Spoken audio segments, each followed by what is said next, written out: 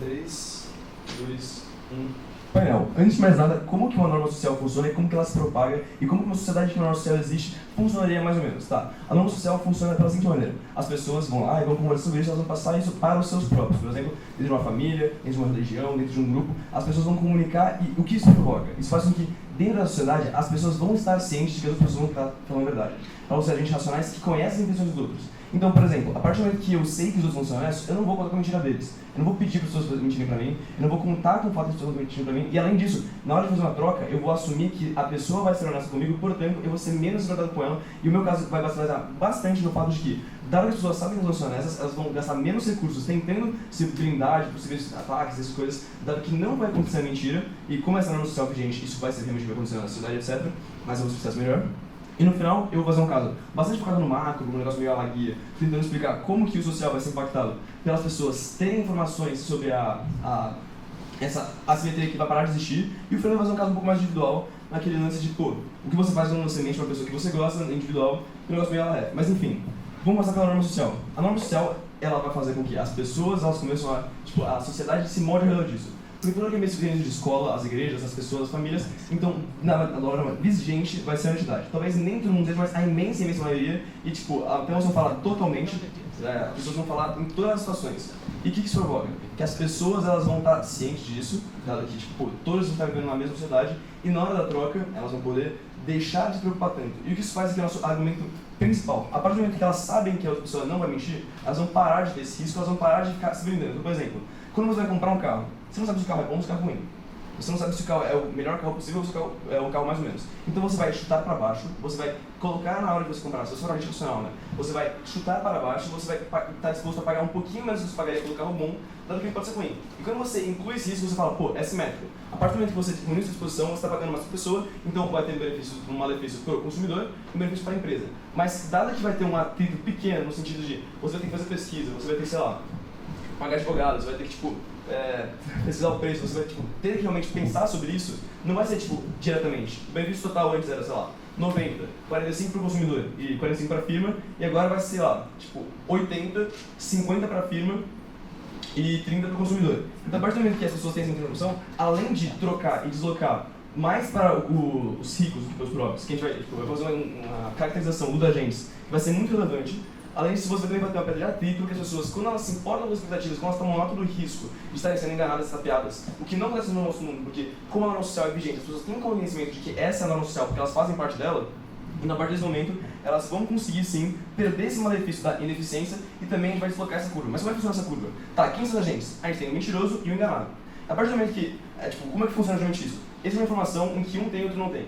Caso não tivesse isso, não teria véu. Então, nos casos que não haveria mentira, não teria nenhum das duas caras. Mas, dado que ocorreria uma mentira, como eu considerio geralmente? A gente sabe que informação é poder e poder é informação. Então, geralmente, quem tem mais informação é a pessoa mais poderosa e que, assim, o bom e velho dos debates, o stakeholder principal nunca é mais forte, né?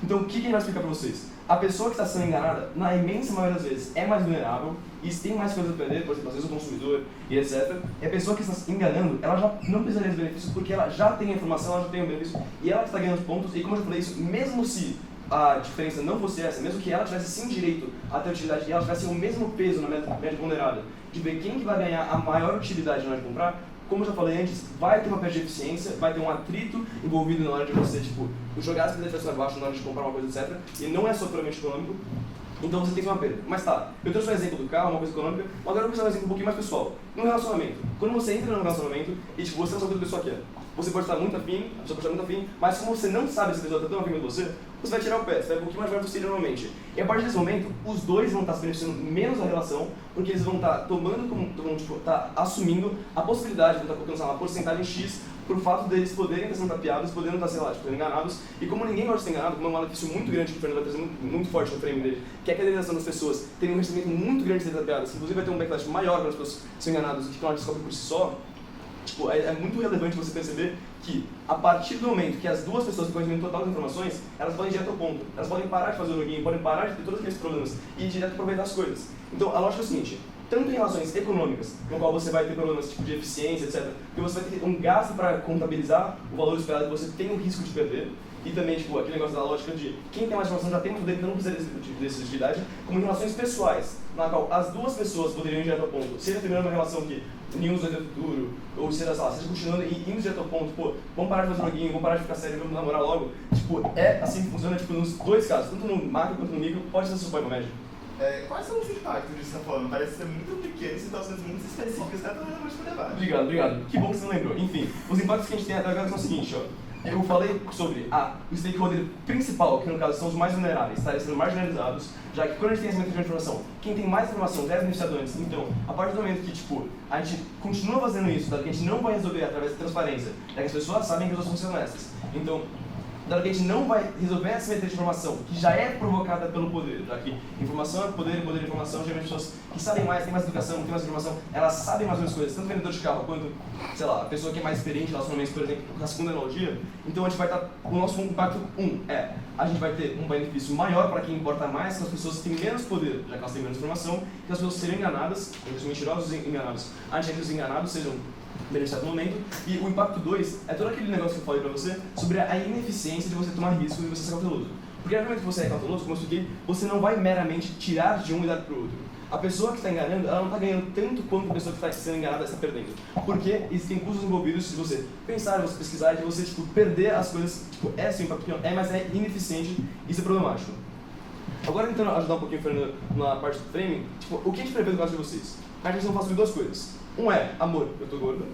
E tipo, pô, é perigoso você dizer que sim, é uma mentira do bem, talvez seja uma mentira do bem. E aí o Fernando vai explicar como que muitas vezes essa, tipo, cortar o assunto antes da hora, etc, é relevante. E a segunda ideia que vocês podem trazer, que talvez seja bem provável, é aquela noção de, pô, se a SS chegasse e falasse, ei, tem Deus na sua casa e quem estivesse estudando o NFM falasse, sim, tem, seria muito mal. Mas eu já mitiguei o segundo caso, falando sobre como, dado que a norma social existe, a NFM nem teria se hospedar na casa das pessoas que estão hospedando, porque se a norma social implica que ela sabe que não vai falar honesto, vai ser honesto, ela não vai nem tentar fazer essa possibilidade, portanto ela vai não está se colocando numa situação de risco dessas, e o Fernando vai provar depois que as pessoas vão ser muito mais agressivas, dado que elas foram enganadas, que elas forem descobrirem por meio próprio, sei lá, se o cara vai te assaltar, você fala, tá com o celular, você fala não, e ele achar, ele vai ficar muito mais rápido do que se você só der o celular na hora.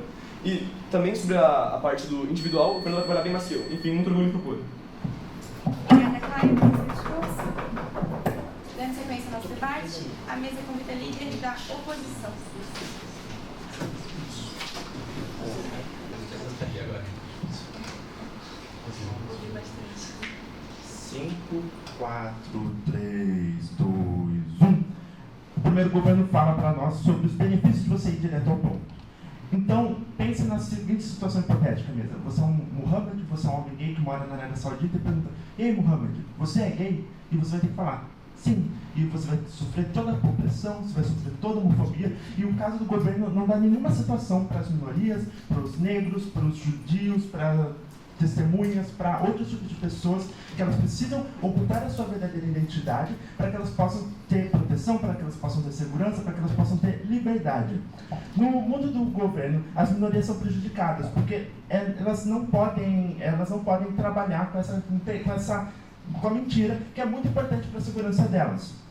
Uma antecipação ao caso que o governo pode dizer é que, na realidade, nesse mundo você vai ter mais minorias saindo do armário, que na realidade mais Muhammads vão sair e que, de alguma forma, isso seria bom. E que você estaria, talvez, escancarando a questão. Primeira questão: essas pessoas elas vão estar saindo do armário, escancarando sua verdadeira identidade em países, em sociedades que são muito opressoras, e além disso, você vai facilitar a opressão porque todo mundo vai ser rotulado. Então, você quer ver algum tipo de dúvida, que talvez o Muhammad, por exemplo, ele poderia falar: eu não sou gay, mas as pessoas talvez desconfiarem. Na verdade, ele vai ter que deixar isso escancarado. Se as pessoas quiserem jogar pedra, se quiserem bater, se quiser excluir ele de emprego, se quiser impedir que ele tenha oportunidade, as pessoas não vão conseguir fazer isso.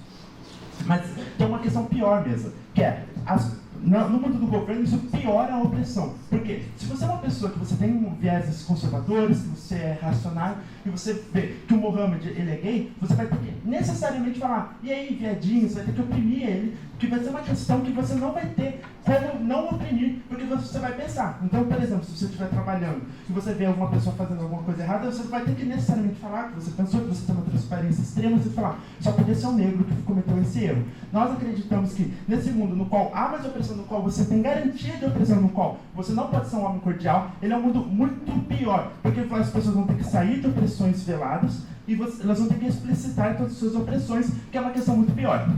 Uma antecipação, no caso do governo, é que na realidade eles poderiam dizer que o fim do homem cordial, que é uma ideia de que você tem por exemplo, racismo, outros tipos de opressões veladas, seria bom. Vamos somente comparar, por exemplo, no caso do racismo do Brasil e dos Estados Unidos, dois países migrantes que tem negros, sociedades miscigenadas. No Brasil nós temos, culturalmente, vários sociólogos, a questão do homem cordial, que nós velamos o nosso racismo. Compare isso com a situação americana, no qual durante o século XX eles fizeram leis de segregação porque eles valorizam neles não ter um homem cordial, ter um racismo explícito.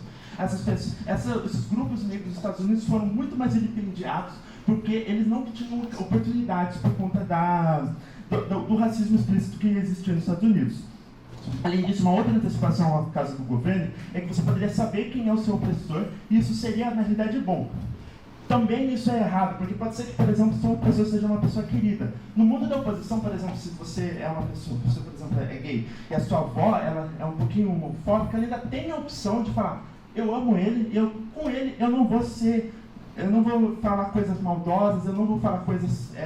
mas no caso do governo, uma avó de um jovem gay, ela necessariamente vai ter que ser homofóbica, se ela tiver pensamentos homofóbicos, ela vai ter que agir, ela vai ter que ser transparente, e isso vai piorar as relações, porque você vai perceber, primeiro, que muito mais pessoas, elas são conservadores racionais intimamente, você vai descobrir a verdadeira identidade das pessoas, você vai sentir um grande peso existencial na hora que você perceber que a esmagadora maioria da sociedade, ela está contra você, isso vai ser um fardo enorme que você vai ter que enfrentar, principalmente em determinadas profissões onde as pessoas elas são mais conservadoras. Por exemplo, se você é um gay no mercado financeiro. Além disso, se você é um político, você não vai ter opção se não escancarar o seu preconceito. Então, no mundo do governo, talvez a gente evolua um pouquinho, no mundo da oposição, talvez a gente evolua um pouquinho. Se você é, digamos, um político mais à direita, talvez fique um pouco menos fora de moda, você ser transfóbico, talvez você possa escancarar. Então, se um jornalista pergunta, você é transfóbico? Você fala, não, mas só que na realidade você é. No mundo do governo, se você é um político de direita, se você é um político que tem pensamentos opressores, etc., você necessariamente vai ter que falar isso, e isso vai ser muito pior. Vai. Qual é o procedimento feito hoje em dia nesses países totalitários para identificar essas minorias? Não existem em vários lugares procedimentos para que você identifique essas minorias. O que acontece nesses países é que, no nosso caso, as pessoas elas podem se esconder. Então, por exemplo, se você era um judeu na União Soviética, você podia esconder, dizer que você não é judeu, e você podia estar sendo menos oprimido por conta disso.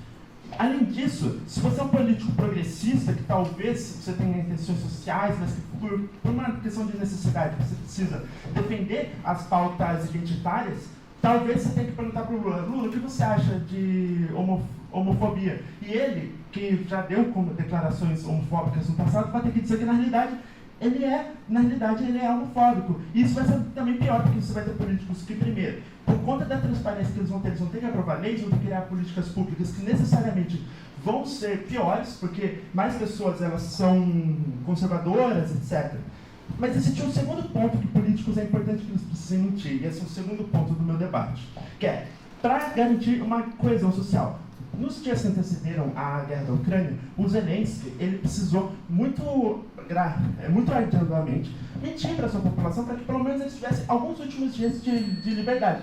Ele já tinha com ele e alguns líderes do governo já tinham essa sabedoria que tudo ia piorar, mas ele quis dar mais alguns dias de vida normal para a sua população, para garantir que a economia continuasse acontecendo e para garantir que as crianças pudessem ter uma noite de sono. Ele foi à TV e falou, está tudo normal, quando ele sabia que não estava tudo normal, mas é um ato de generosidade, ele ainda dá alguns dias para a população dele. Mas não apenas isso, a nossa sociedade é formada em certos mitos que se assemelham a quase um pós-esquema. Novamente, no caso da guerra, se você, às vezes você vai ter que mentir para levar sua população na guerra, que você tem chance de mentir, mas tem uma lógica reflexiva que é, Se todo mundo for à guerra, se todo mundo acreditar que o dólar é uma moeda que tem valor, o dólar tem valor, se todo mundo for à guerra, você vence a guerra. Então, essa ideia que inicialmente era uma mentira, possivelmente se torna uma verdade. No mundo do governo, eles não têm nenhuma alternativa para que você possa falar isso. Eles podem dizer, mas você pode explicar essa lógica reflexiva. Mas a questão é que o debate público é uma questão de muito baixa banda, que você não pode ficar falando ideias tão complexas. Você precisa ser capaz de simplificar as ideias, para você poder falar para a população as suas questões, para que o dólar tem valor, que você vai ser a guerra, e por isso, esses equilíbrios reflexivos, eles são importantes que você seja capaz de mentir. Muito orgulho do meu povo.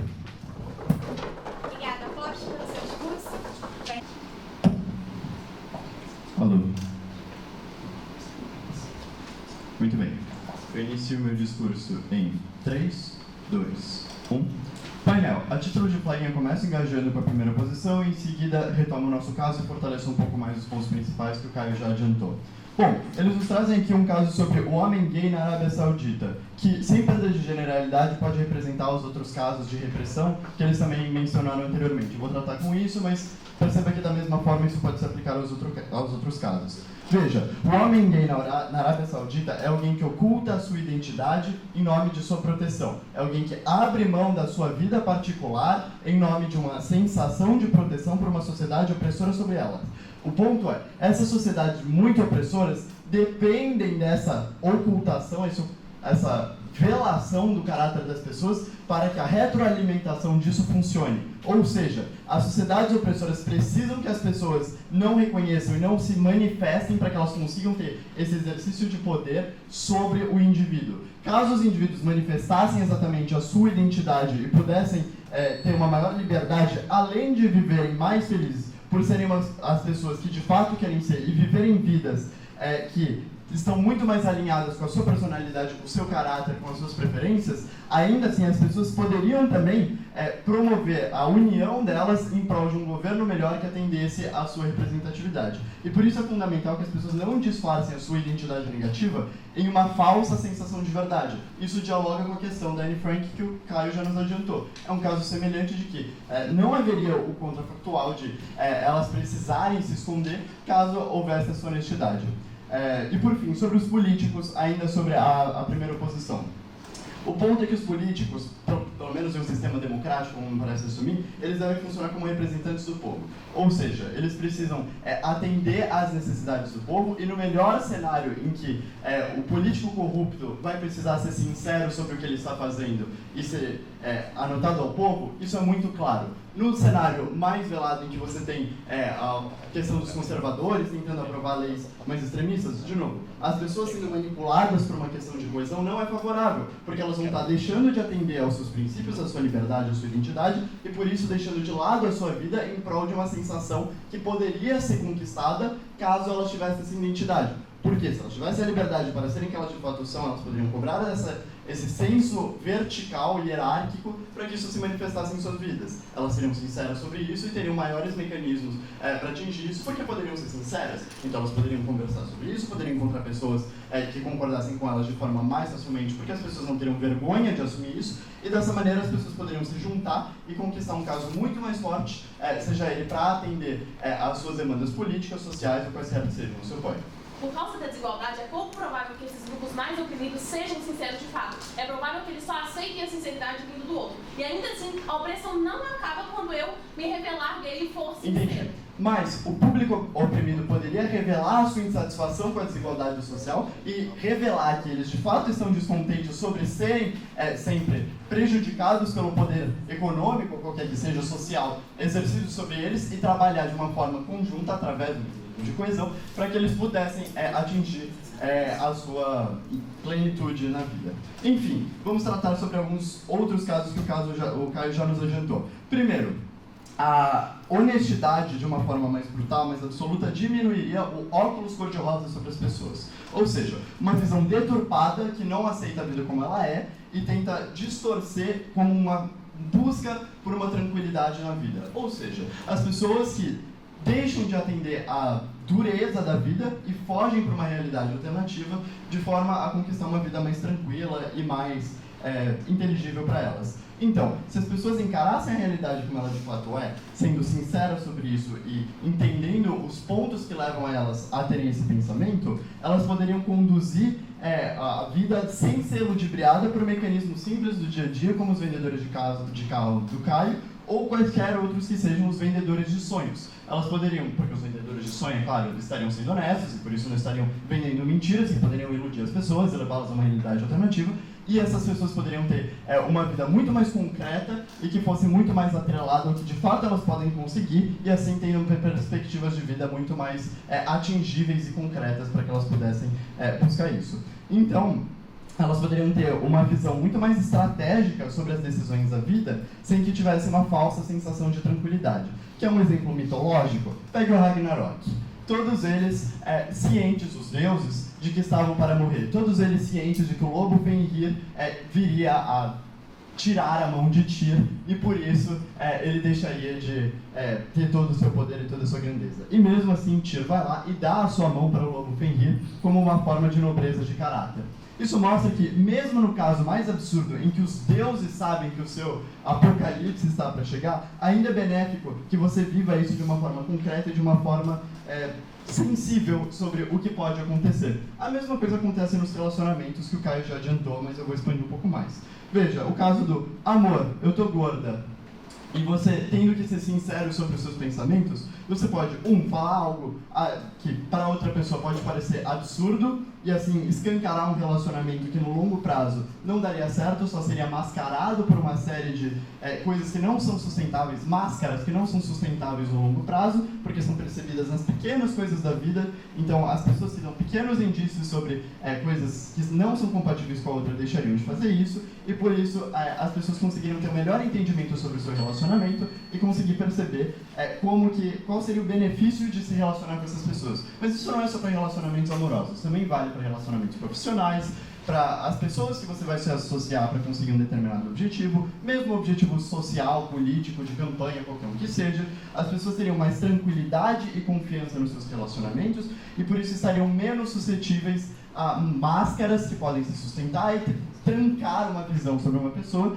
só para cair numa desilusão. Então, mesmo que no primeiro momento o baque seja mais absoluto, no caso de oposição você só tem uma transição mais gradual que não vai levar aos mesmos fins. Ela vai ser sustentada por máscaras que não conseguem ser quebradas sem que haja um grande período de alastramento até lá. Então, por isso, se desde o primeiro momento as pessoas têm ciência de quais são os valores, os princípios, os objetivos das outras pessoas, elas conseguem um relacionamento muito mais duradouro, porque elas vão, de fato, se associar com as pessoas que elas querem, e além disso, elas estarão blindadas a ameaças de outras pessoas sobre elas, em campos psicológicos, sociais, etc., percebendo que isso não é relevante para a sua vida, ou isso não é desejável para a sua vida. Por tudo isso, grande orgulho em propor e encerro. Obrigada, Fernanda. E agora, Karen. Alô? Começando em 4, 3, 2, 1. Mesa, a mentira é um mecanismo evolutivo biológico de defesa e autopreservação dos indivíduos contra os agressores. E é justamente isso que a gente defende, a gente acha extremamente importante para a sociedade como um todo, certo? Por que a gente acha que não, a forma conflitiva de você escancarar a verdade, forçar essas pessoas a revelarem toda a essência delas, não, na verdade, vai gerar uma sociedade melhor, mas, na verdade, uma sociedade pior? Primeiro é porque, justamente quando você tem que passar por um processo de aceitação da sua identidade, você precisa ter muita coragem, você precisa ter muita resiliência e maturidade psicológica para você se autoaceitar do jeito com que você é, com todos os seus defeitos, com todas as suas características que muitas vezes são julgadas, são criticadas por toda a sociedade, e não é sempre que os indivíduos estão plenamente preparados para ter esse processo de autoaceitação. Se muitas vezes você força o indivíduo a na marra, tem que tomar essa postura, o que você vai gerar é que psicologicamente esse indivíduo vai se revelar quem ele de fato é, mas ele vai se odiar, ele vai se autodestruir, ele vai ter uma perspectiva de descaracterização da própria identidade que ele possui, porque justamente ele não consegue aceitar a pessoa de fato que ele é, porque ele não tem toda a preparação psicológica para sofrer desse processo. processo. Isso endereça tanto pontos de minorias que a gente abordou e que é o foco do nosso discurso, quanto até mesmo os exemplos que o governo trouxe, pode até se aprofundar em relações em questão a relações pessoais, com as suas relações amorosas ou suas relações sentimentais com os outros indivíduos, certo? Então, a gente acredita que, por exemplo, mesmo nas relações entre parentes ou entre um marido e uma mulher, você falar a verdade precisa ser quando a pessoa está disposta e passível de ouvir aquela verdade. Se a pessoa passou por um trauma muito grande, por um abandono, por uma grande maldade, você encarar essa verdade, quando ela não está preparada psicologicamente para aceitar isso, ter essa resiliência, gera muito mais, vai gerar muito mais confusão psicológica e realmente um desespero e um cinismo muito grande naquela pessoa que não está preparada a encarar essa realidade, do que de fato uma perspectiva de amadurecimento dela não ser enganada, certo? Uma breve concessão aqui. A gente concede que no mundo do governo vai ter muitos ganhos de eficiência por justamente não ter essa simetria de informação que faz com que as pessoas sejam enganadas. Mas a gente acredita que isso é um dano muito menor do que o dano que a gente está propondo, que é justamente o dano à integridade física e psicológica de grupos extremamente vulnerabilizados que já são vilipendiados no status quo atual por uma sociedade opressora que nega a própria identidade, algo tão significativo e basilar da pessoa que elas são. Isso é muito mais fundamental no psicológico do indivíduo do que você ter que pagar mais caro por um determinado carro, ou você comprar um carro e depois descobrir que ele não é tão bom quanto você achava que ele é, certo? Então, a gente acredita que a gente já ganha em termos de relevância, certo? O que a gente perde aqui no debate quando a gente tira a mentira? A gente perde justamente dos principais mecanismos de mudança social. O principal mecanismo de mudança social são justamente as relações pessoais e que vão gerar aquela proximidade que faz com que determinadas pessoas que neguem uma determinada identidade, ou que sejam preconceituosos, ou que tenham uma determinada aversão a um determinado tipo de religião ou de sexualidade,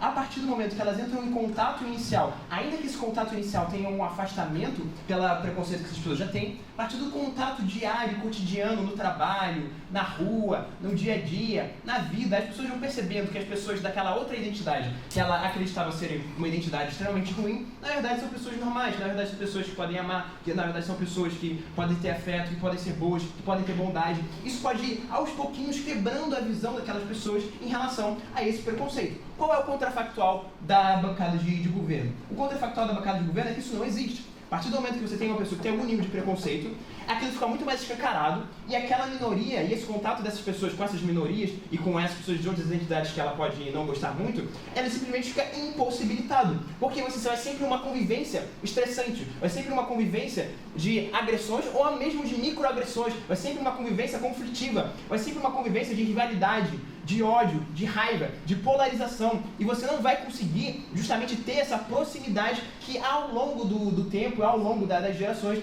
vai fazendo com que os preconceitos sejam quebrados de forma gradual na sociedade. Não, a gente rejeita completamente a ideia de que se fazer isso de uma forma bruta vai ser muito melhor, porque são problemas estruturais que levam gerações para serem cultivados, que você tentar virar essa chave para fazer isso de uma forma extremamente forte e incisiva vai gerar de fato uma mudança social. Acho que não acredito que não, na verdade isso vai gerar só muito mais conflito, muito mais polarização e muito mais ameaças e rivalidades entre esses grupos que já são conflitivos no status quo atual. Se promover a verdade seria a norma social, por que nós teríamos uma expectativa de que haveria tantos grupos de risco nessas situações de risco?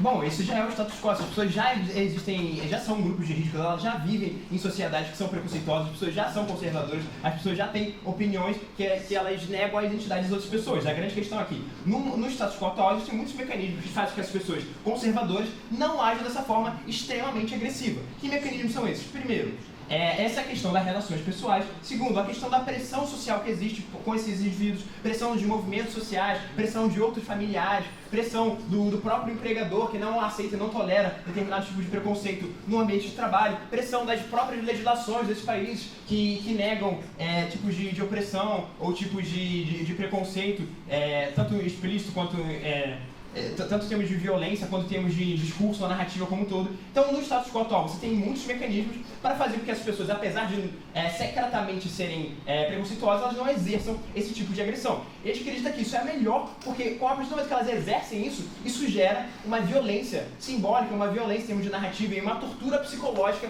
que vai fazer com que as pessoas que são minorias, elas tenham a sua essência, a sua identidade muito mais atacada e que elas ficam muito mais em dificuldade em relação a isso.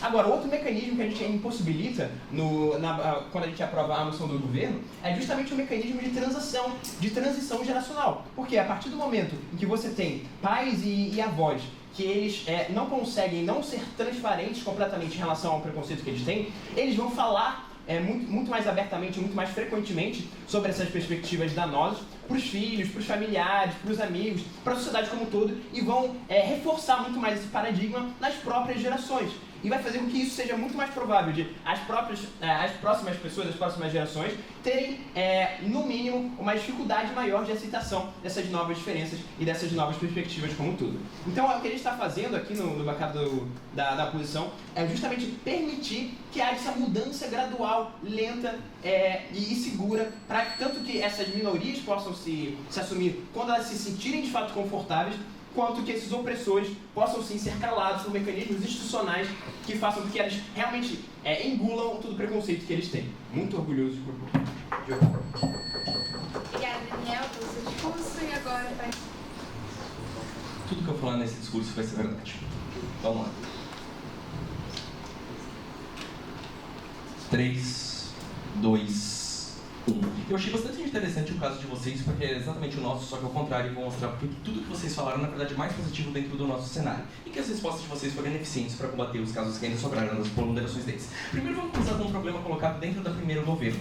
A utilização deles de que o grande problema de todos seria a mentira e de que, na verdade, eu posso ter custos transacionais menores na hora de eu fazer um comércio, um contrato ou alguma coisa com uma pessoa, logo eu não vou precisar desse agente intermediador para fazer esse tipo de coisa, eu vou ter uma relação melhor em que eu posso ter mais benefícios e uma alocação mais eficiente de recursos. Isso até pode ser verdade, mas não é a alocação mais eficiente de recursos que necessariamente é o ponto mais central, mas sim a ausência, ou seja, a mentira, mas sim a ausência da dúvida per si, que torna as instituições e as questões mais fortes, inclusive o próprio comércio e outros institutos que dependem da certeza e que dependem da ausência da dúvida. Inclusive, o Popst citou um ótimo exemplo no caso deles, que é muito ajudado pela ausência de dúvida, que é a própria instituição da moeda fiduciária, de quando você tem a confiança de que uma moeda tem algum valor, de que você não vai ter um governo fazendo alguma merda escondida por trás e que vai desbalancear aquilo ali. Perceba a seguinte questão, a grande problema de toda a realidade moderna, o grande dos problemas, é de que a dúvida das pessoas, ela é uma coroa de espinhos que está sempre lá pinicando nas próprias pessoas. Mesmo que as pessoas falem a verdade, ou seja, não é apenas no caso de que há uma mentira, como colocado, ou uma má intenção, como colocado dentro do primeiro governo, mas no melhor caso em que as pessoas ainda assim falem a verdade, eu não tenho como saber, eu não tenho tanta confiança de que aquela verdade é verdadeira. No nosso cenário, onde você cria uma expectativa social de que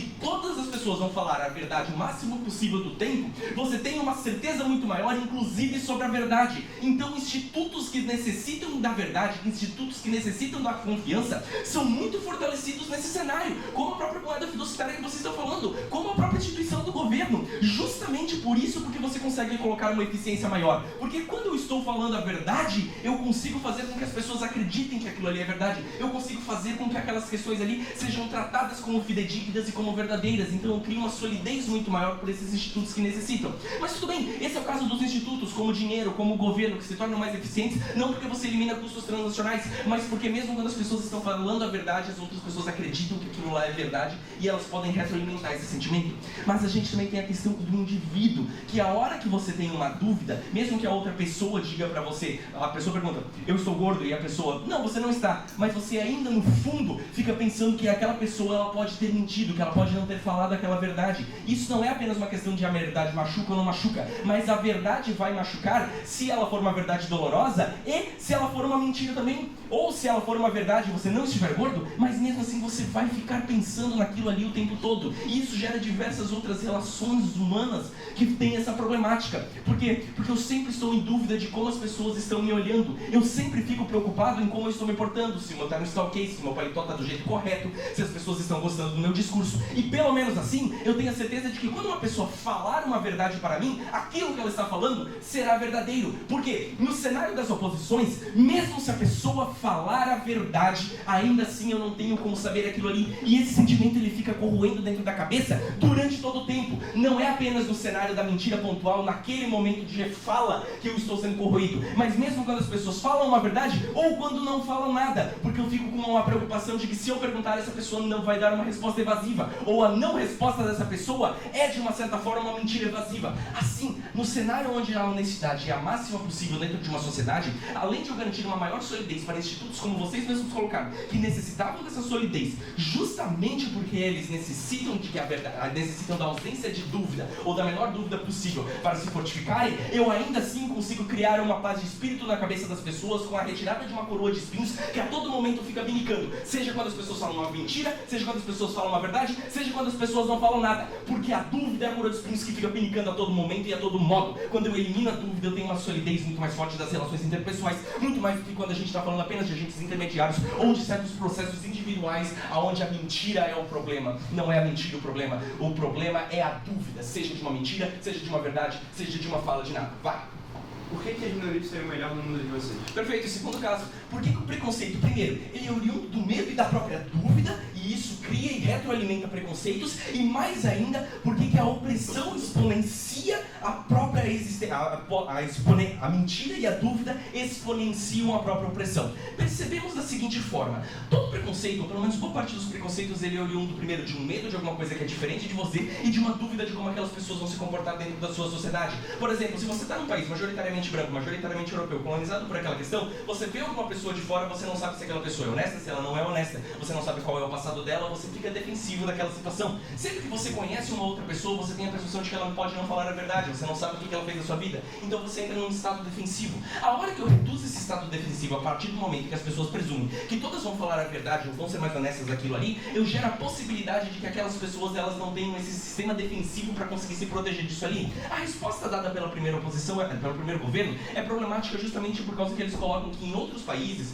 haveria apenas o ressurgimento, a abertura dessas pessoas e elas poderiam fazer uma modificação política. Isso é um pouco problemático, porque, por exemplo, nessa sala aqui, acho que 3 pessoas pelo menos iam tomar um tiro na Arábia Saudita e não iam conseguir mudar o sistema governamental. Mas a gente também tem uma outra questão. Percebam que no caso de vocês, o preconceito, ele é feito de uma outra forma. As pessoas preconceituosas, os governos preconceituosos que oprimem essas minorias, se eles não podem saber a verdade necessariamente de quem é gay, de quem é hétero, de quem é o quê, eles vão utilizar de outras características que podem sequer estar ligadas e associadas a essas pessoas para fazer um preconceito contra elas.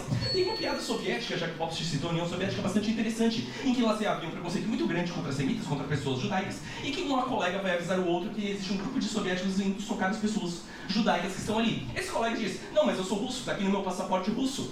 Eles não estão socando o passaporte, eles estão socando a tua cara. Por quê? Porque as pessoas olham nas condições físicas das outras para fazer essa associação. E mais do que isso, isso acaba exponenciando mais um outro tipo de preconceito, que é o preconceito próprio racial, de que eu vou associar a pessoa ladrã com a pessoa negra, justamente porque eu crio a imagem, eu crio e exponencio isso através de uma mentira, de que aquelas pessoas elas estão roubando. Por quê? Porque eu tenho ódio daquelas pessoas e eu vou contar uma mentira sobre elas. A partir do momento que você tem verdade, você tem uma redução desse tipo de problemática.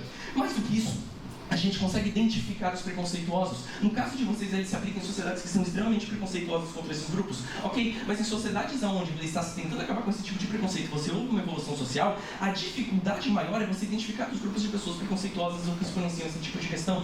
A hora que você pode identificar elas, você pode dar um rigor maior de tratamento legal contra elas e exponenciar a melhora das condições dessas sociedades. Então não é apenas nessas sociedades que vocês estão citando, onde você tem a problemática da identificação racial, de outras coisas, associando aquelas pessoas e agora, por causa da dúvida, usando ela para perseguir, como também a redução da criminalidade contra esses países mais estáveis.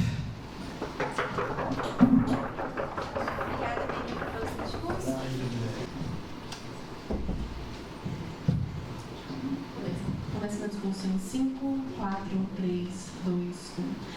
Mas eu vou mostrar qual que é a métrica principal desse debate, como que os governos falham em engajar com ela e como que a segunda oposição ganha esse debate então. A métrica principal é como você melhora o bem-estar individual, considerando a natureza humana das pessoas, os sentimentos que envolvem isso e como que isso ficaria no coletivo depois. Vamos lá. Qual que é o mundo real, qual que é o melhor cenário do governo e qual que é o cenário que realmente vai acontecer? O mundo real é que, a gente tem um ambiente de muitas pressões, a gente tem as pressões do trabalho, a gente tem pressão de estudo, a gente tem uma pressão constante de entregar sempre o melhor, de entregar sempre resultado. E a gente constantemente está lidando com críticas. Essas críticas, elas podem ser construtivas ou não. A questão é que a crítica construtiva, que está aqui no nosso status quo, no nosso cenário, ela é bem mais formulada, bem melhor formulada, quando a gente pensa que a gente não tem honestidade radical. O cenário de honestidade radical é aquele cenário em que eu falo a verdade sem me preocupar com as consequências daquilo, sem me preocupar em como eu vou expressar essa verdade, em como eu vou afetar aquela outra pessoa. No nosso cenário, que é um cenário em que ainda existe verdade, que fique claro nesse debate, eu me preocupo com a forma com a qual a informação é passada. Eu me preocupo em como aquela pessoa vai receber a informação, como ela vai receber a verdade. E isso é importante porque, atualmente, a gente tem uma dificuldade muito grande de lidar com as críticas. Nesse mundo, com tantas pressões, a gente está sempre tentando entregar o nosso melhor. E esse melhor, ele é subjetivo. Às vezes eu tô dando o meu melhor, eu tô aqui, ó, entregando tudo nesse campeonato, dando o meu nome, mas aí às vezes você fala, não, esse não foi o seu melhor. Mas a forma como ele fala isso pra mim me afeta diretamente, afeta os meus sentimentos, porque eu não vou saber lidar com essa crítica. Se ele fala num mundo em que a honestidade radical existe, ele fala de uma forma inconsequente, sem pensar em como eu vou me sentir, sem pensar em como eu vou lidar com essa informação, eu muito provavelmente vou viver num ambiente de estagnação, por causa da frustração de como eu vou receber aquela informação. Então, dizer as coisas no ambiente de honestidade radical tem a possibilidade, na verdade é quase certo isso já, de que vai gerar sempre uma estagnação, um ambiente em que eu não consigo melhoras efetivas. E aí, qual que é o mundo real? É que geralmente essa honestidade radical, ela é usada para falar coisas sem relevância, para falar coisas maldosas, para falar coisas injustas. Esse é o problema dos governos. A gente não tem a garantia de que a ideia de honestidade real vai ser sempre usada de forma a cumprir a boa-fé. A gente não tem garantia de que as pessoas vão usar essa honestidade real para falar coisas boas, para falar coisas construtivas. Não, elas muito provavelmente vão usar isso para falar aquilo que é de natureza humana normal, que é tipo o egoísmo, que é a competitividade, etc. Então, o melhor mundo do governo, e aqui a gente lida com ele, é um mundo em que a honestidade real está sendo usada para tentar melhorar algo através de críticas. Esse é o melhor mundo dos governos e a gente já está lidando com ele. E no nosso cenário a gente evita, então, essas grosserias, a gente evita esse ambiente de estagnação e a gente faz com que as pessoas aprendam cada vez melhor. Elas têm uma chance de melhora, porque elas recebem a informação de uma forma em que elas conseguem fazer alguma coisa com aquilo. E não necessariamente ficar estagnadas porque a informação foi passada de uma forma em que elas não conseguem lidar, por causa desse ambiente de hostilidade. Beleza. Segunda coisa que a gente precisa entender agora, e aí continuando essa parte ainda, é que a mentira ou a crítica bem feita, ela serve como um incentivo. E essa mentira, ou essa crítica mais bem construída, mais bem elaborada, pensando em como a pessoa vai receber aquilo, feita por um gestor, por exemplo, melhora o ambiente de trabalho, que é o contrário do que acontece no cenário do governo. Vamos lá, um outro frame sobre o coletivo. A gente vive em um ambiente de extrema desigualdade social. E o problema dos governos é que eles trabalham em um cenário em que a honestidade radical seria possível para todas as pessoas. Eles partem do pressuposto de que todo mundo conseguiria lidar com essa honestidade radical. Isso não é verdade. A gente não consegue lidar com essa honestidade radical porque a gente vive num ambiente de vulnerabilidades sociais. Essas vulnerabilidades, elas são emocionais, elas são econômicas, elas são sociais. Então, o que acontece? É que, vamos falar do emocional primeiro. Nem todo mundo tem emocional para lidar com a honestidade radical, gente. A verdade tem que ser dita, beleza, mas ela precisa ser dita de uma forma que uma pessoa consiga entender ela e ela consiga lidar com aquilo. É diferente eu falar uma informação para uma média, diferente de como eu passo essa mesma informação para a Olivia, para o Belinca, etc. Então eu preciso entender que nem todo mundo tem emocional para lidar com essas críticas, nem todo mundo tem emocional para lidar com a honestidade radical. E outra, a gente tem vulnerabilidades econômicas extremas nesse país, gente. Nem todo mundo vai poder ser honesto radicalmente. E esse foi o meu POI para o primeiro governo. Não é que você não vai poder no sentido tipo, eu não vou poder falar a verdade sobre mim. Beleza, você vai poder. Só que a forma como a sociedade recebe essa sua honestidade é diferente. É diferente uma pessoa branca, hétero, privilégios afins, falar alguma coisa, isso ser entendido como uma honestidade radical boa, e aí uma pessoa preta e etc, e vulnerabilidades sociais afins, vai falar a mesma coisa e isso vai ser entendido de uma forma completamente diferente. Isso vai ser entendido como uma grosseria, isso vai ser entendido como, sei lá, qualquer coisa ruim nesse sentido. Apesar de viver em um mundo em que a honestidade social vai ser o padrão, ela ainda vai ser interpretada de formas diferentes para pessoas diferentes, porque a vulnerabilidade social não deixa de existir no cenário de governo. Pode, Benito, por favor. No caso de vocês, a verdade ela pode ser dita de uma forma rude ou de uma forma construtiva e vai causar prejuízo no horário. Agora, a dúvida é a garantia do sofrimento da pessoa. Beleza, Benito, eu já vou falar sobre essa questão da dúvida já. Beleza. Aliás, vou falar sobre isso agora, né? O cenário de vocês é um cenário que vocês falam que, beleza, a gente precisa ter expectativa social da verdade. Só que essa expectativa social... a gente precisa entender que essa expectativa social da verdade, ela é muito pior, assim, é muito melhor o contrafactual que a gente está apresentando do que essa expectativa de vocês. Por quê? O que a gente está discutindo aqui, gente, não é as informações sobre bancos, as informações sobre instituições. Isso é um cenário que não é trabalhado nesse debate. Essas informações são sempre divulgadas. A gente está falando nesse debate sobre nuances da natureza humana, sobre informações mais sutis, não sobre informações governamentais ou econômicas, que é um pouco do que vocês tentam trabalhar. E aí, quando a gente está falando sobre essas coisas sutis, a gente entende que essa expectativa social da verdade não é uma coisa que causa tanto sofrimento assim. É uma coisa, menos relevante, porque eu consigo ainda lidar com essas situações. Enquanto que, se eu recebo essa informação de uma forma indelicada, o meu prejuízo é muito pior. Então, os exemplos que vocês dão, vou pegar o de primeiro governo, aliás, relacionamento. Às vezes é melhor eu ficar lidando com essa dúvida, com essa expectativa do que vai acontecer, do que eu, de fato, enfrentar uma notícia extremamente negativa de forma indelicada. Então, muitas vezes, a dúvida é ainda melhor do que o cenário contrafactual que a gente está apresentando. É isso, gente. Muito obrigada. Obrigada, Lívia, pelo seu discurso. Bom dia a todos. É sempre um prazer debater em vossa presença. Vou dar início ao meu discurso em instantes.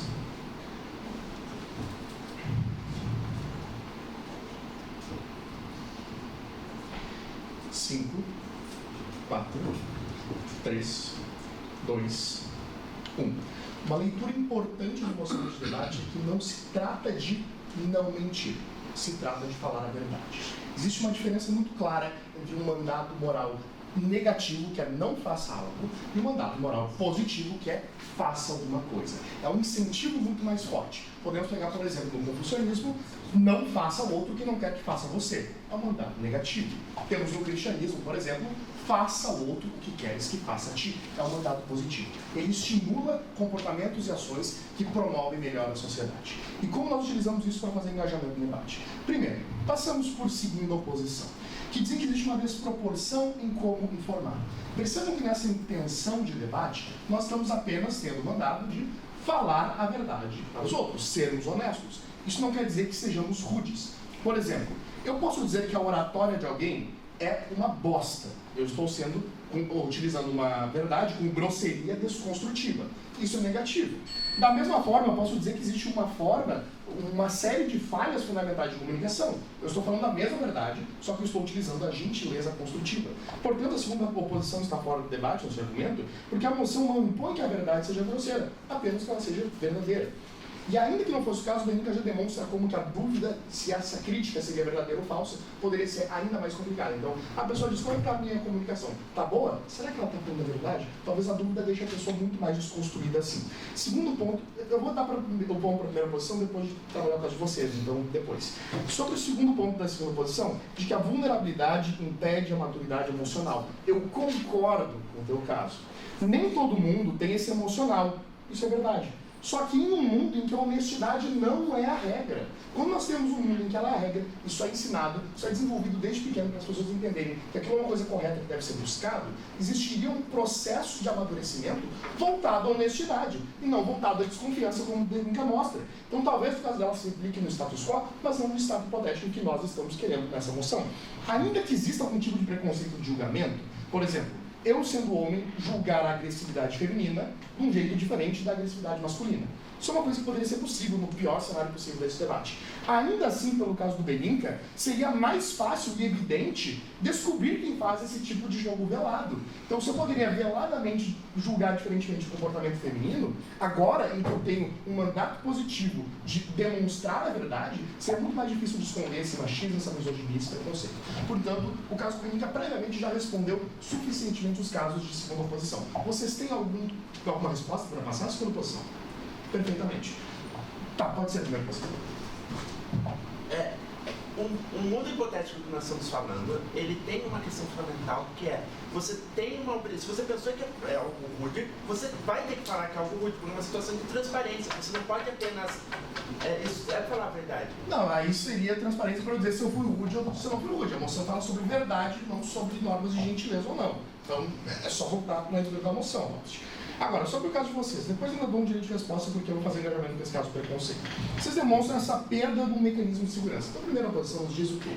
Que a mentira pode ser uma forma de me proteger. Existem várias respostas que podem ser dadas.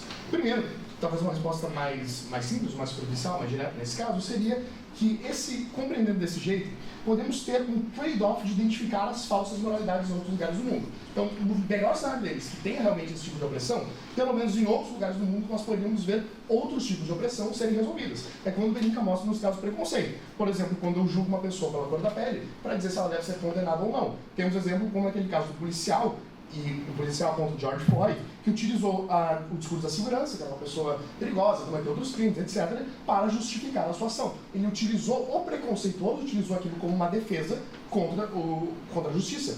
Então, ou haverá menos desconfiança sobre o preconceito estrutural, se eu for uma pessoa preconceituosa, talvez eu tenha menos desconfiança que as outras estariam mentindo ou me ludibriando, ou ficarão mais evidentes essas massas podres. Essas pessoas que utilizam a mentira para dizer não estava doendo assim, eu estava em legítima defesa, etc., agora elas vão ter uma pressão muito mais forte para ter que falar a verdade. Isso poderia ser, por exemplo, mentir poderia ser um crime, poderia ser uma coisa de sentido, poderia essa pessoa ser ostracizada socialmente. Então existia uma pressão para que sentissem nojo de uma pessoa que fala mentira, isso acabaria sendo uma pressão muito forte para que não continuasse nisso. E a ideia de esquerdo macho também é alguém que politicamente ou publicamente é um homem de bem, mas sob os panos é um perpetrador da maldade. No mundo hipotético de governo, existiria também um desincentivo justamente para essas pessoas em situação de risco viverem em contextos onde a verdade é um risco. Então, nesses países totalitários, que hoje em dia eles já punem essas pessoas porque eles têm domínio de informação.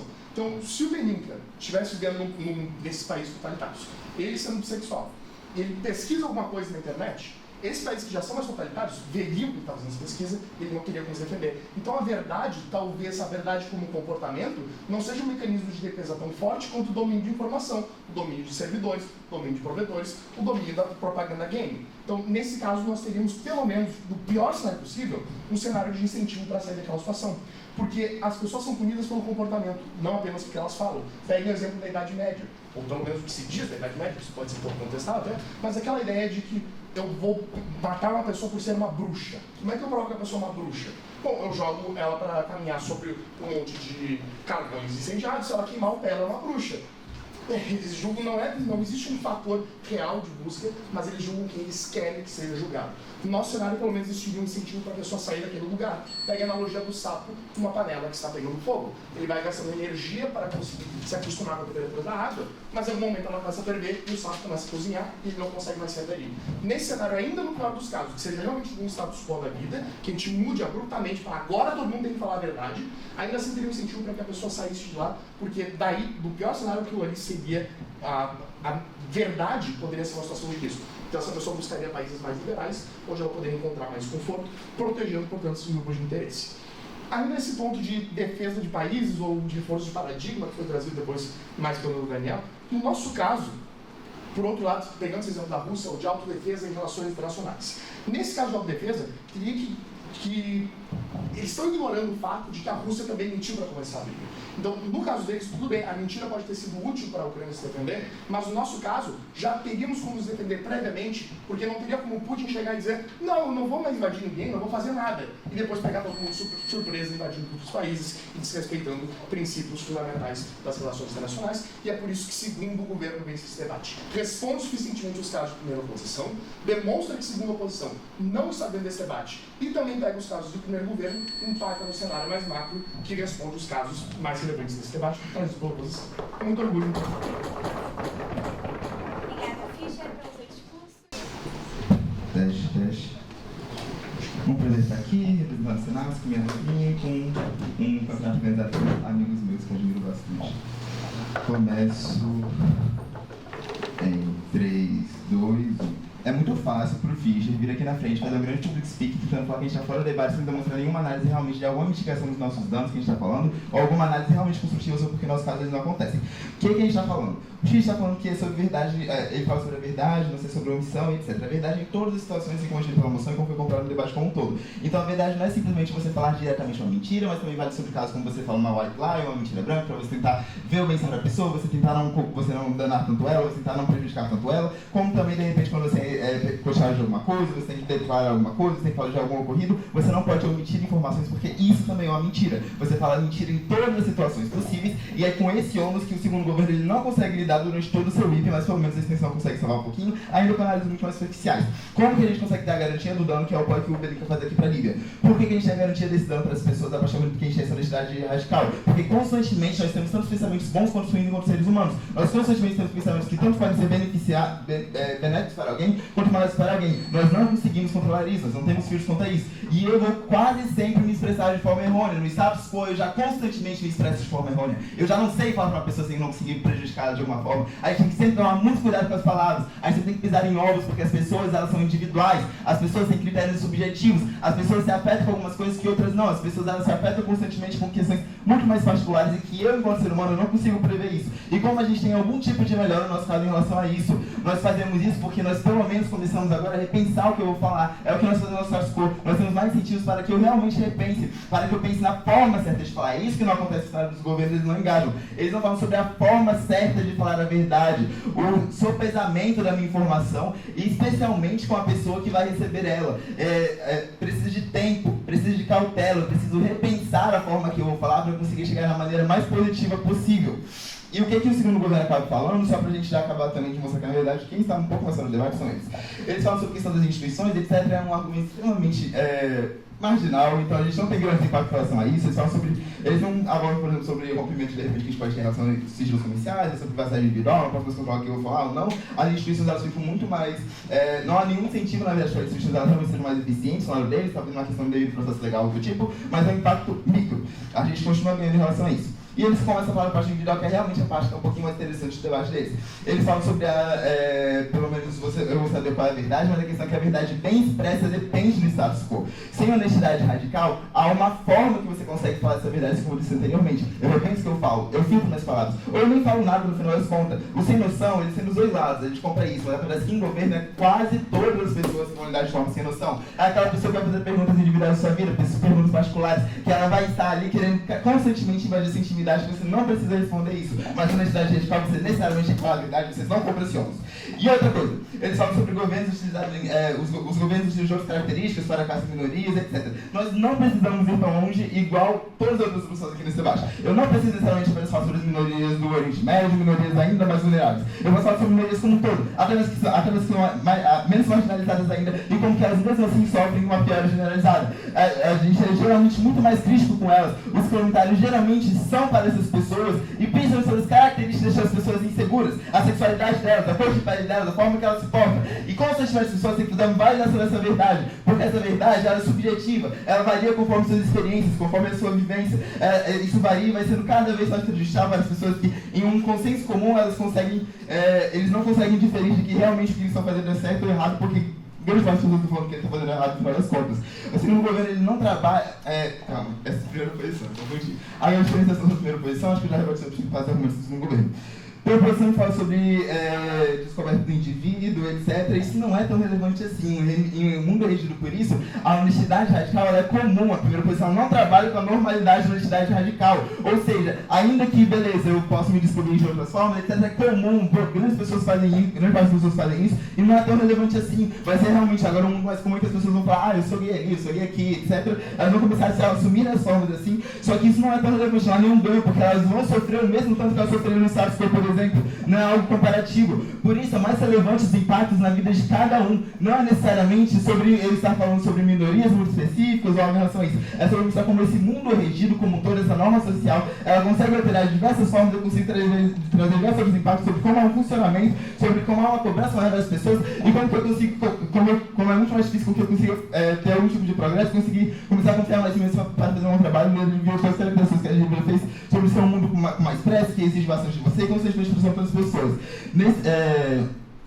Nós mostramos os mecanismos que realmente prejudicam esse mundo. Os mais vulneráveis vão sim sofrer, mas é uma análise errada da primeira posição, que é porque eles são minorias e alguns exemplos mais drásticos que eles trazem. É porque os comentários, as críticas, as sofocas são muito mais duras com elas e direcionadas a elas especificamente. Em governo, a gente tem que espiar cada vez mais. Apenas a segunda posição consegue trazer realmente o mecanismo que importa, como há uma piora generalizada para as minorias, até mesmo independente das camadas que elas tiverem em relação aos seus privilégios. E a gente consegue mostrar como o mundo como um todo, quando ele é regido por essa necessidade radical, ele é pior como um todo. A angústia de ter que falar alguma coisa que eu não quero é comparativamente um dos argumentos menos impactantes desse debate contra o engajamento da diagonal curta, daí te mostrando sobre... Não, tudo bem, Fischer, eu acho que você só perdeu meu tempo. Voltando agora, primeiro governo, por que a gente vem em relação a eles? Eles falam 2 pontos. O primeiro é, eles não me explicam, eles falam na verdade sobre ineficiências, tomar riscos, etc. Eles não me provam isso. Como? Por quê? Eu fico perguntando isso, cadê a possibilidade desse argumento, como que ele vai correr, qual a responsabilidade de qualquer construção sobre relacionamentos, quanto a eficiência e com relação aos mais vulneráveis. Eles simplesmente surgem com esses stakeholders mais vulneráveis, eles nunca me explicam realmente por que eles são os mais vulneráveis, ou quem sequer quais são esses stakeholders como um todo. Eles falam sobre sociedade opressora, precisar de gente calada, mas como vai ser esse mundo tão lindo de se unir, igual o primeiro governo fala, para algo melhor, de ir contra o governo, etc. Vamos todos dar a mão e contra isso. O modo operandi humano passa por vários momentos e pensamentos bons ou ruins, assim como dito anteriormente. Muitas vezes são argumentos sem relevância, são pensamentos maldosos, são pensamentos injustos. Não há garantia dessa boa fé que o primeiro governo está tentando me trazer, não. Eles falam sobre uma visão mais estratégica da vida. As pessoas elas vão se abalar mais, as pessoas vão continuar no mundo que vai estar pressionando ela constantemente, que vai estar falando que ela precisa ser melhor, que ela tem que entregar mais, que ela tem que entregar em pouco tempo. Elas vão ter ainda mais síndrome de impostor com essas coisas. O meu melhor nunca é suficiente para que eu consiga atingir meus objetivos. Isso piora muito mais lá dos governos, eles nunca compressionam em relação a isso. O primeiro governo tentou me trazer impactos que eles não são verdade, eles não me explicam como eles acontecem. O mundo não há nenhuma melhora porque eles não me provam e não me trazem nenhuma análise em relação ao caso deles. Com muito orgulho, por segundo a posição daí, mostrar que nós são mais plausíveis, nós somos mais empáticos, são mais relevantes para a gente, porque não somente nós temos alguns grupos sociais do Brasil social, mas o mundo como um todo. Com muito orgulho ganhamos esse debate. A mesa agradece a todos pelo excelente debate e deseja boa sorte a todos.